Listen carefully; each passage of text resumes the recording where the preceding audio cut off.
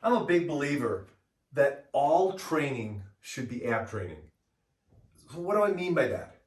Well, it doesn't mean that I'm going to train my abs in isolation, doing crunches and sit-ups and leg raises all the time.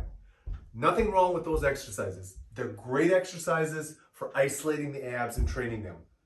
But I want my abs to be part of my overall movement patterns no matter what I'm doing.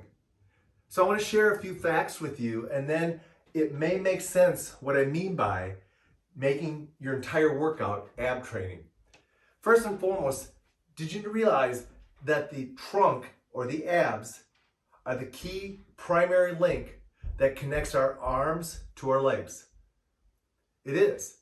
And as a result of that, any movement that requires our arm to move or our leg to move, or better yet, both of them to move, is going to go ahead and cause our trunk to be activated.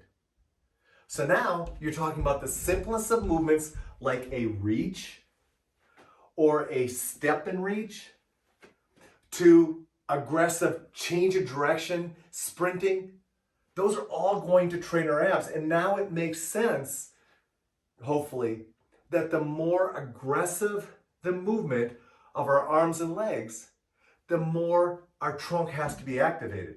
And it's true because, see, our movement of our arms and legs creates a momentum that in turn our trunk has to control. Remember, the goal of the trunk is to keep the center of gravity over your base of support. And so, if our arms are moving and our legs are moving, those things are changing and our trunk has to be activated. Did you know that any kind of movement that is offset, for instance, if the weight that we put into our hand or a resistance is only to one side, it's going to cause our trunk to have to activate.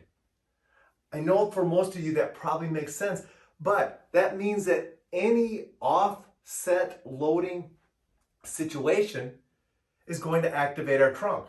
Well, that means any unilateral exercise, unilateral squats, unilateral pushes, pulls, presses, all of those things are going to cause our trunk to have to be activated and involved. Did you know that anytime our hand or our foot is in contact with the ground, our trunk is going to have to be activated? Because there's forces coming up through the ground that then feed through our body and connect us up through our trunk. So for instance, if I'm going ahead and being on my hands and knees, my hands and my knees are touching the ground, my trunk has to be engaged. Also, when I'm standing, the force is coming up through my hip and my leg. As a result, my trunk has to be activated to keep me balanced over top of that foot. So any ground-based exercise where hands and foot are in contact with the ground, your trunk is activated. Lastly, anytime we try to move a little bit faster, our trunk is going to be more activated. If we move very slow, the trunk is activated less. If we move very fast, the trunk is activated more. Well, that makes sense because obviously the faster our movement, the more balance we need, the more control we need, the more coordination we need. As a result, our trunk is the key to sustaining that. So, now, hopefully, those four things make sense when it comes to your training. Because now, when it comes to training, if you take a band as an example, and instead of doing a bilateral overhead press, you do a unilateral overhead press, oh, my trunk's going to activate more. If I do it fast, my trunk's going to activate even more.